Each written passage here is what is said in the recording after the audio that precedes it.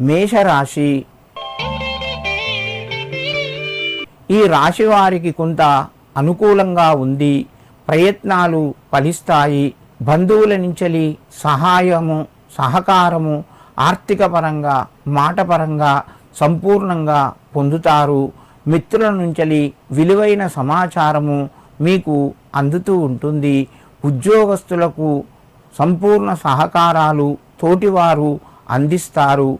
మేషరాశి వారు ఈరోజు హనుమాన్ చాలీసా చదువుకొని స్వామివారికి చందనాన్ని సమర్పించండి.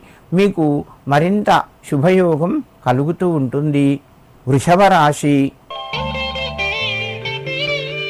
ఈ రాశి వారికి మధ్యమ స్థాయిగా చెప్పుకోవచ్చును.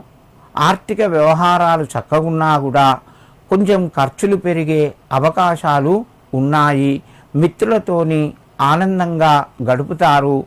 దైవ దర్శనాలు చేసుకుంటారు.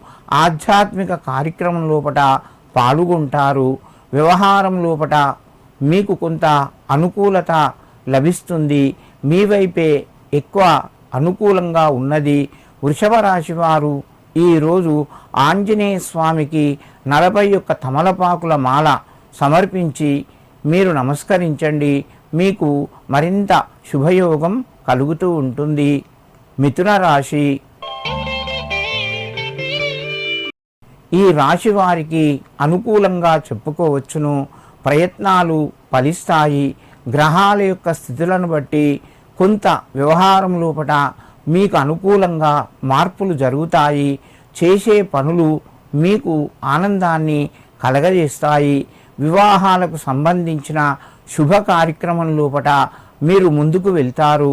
మిథున రాశి వారు ఈరోజు శ్రీరామ దూతాయ నమః అని చెప్పి 108 సార్లు చదువుకొని ఆంజనేయ స్వామికి సింధూరాన్ని సమర్పించండి, లేదా అరటి పండ్లను సమర్పించి నమస్కరించండి. మీకు మరింత శుభయోగం కలుగుతూ ఉంటుంది.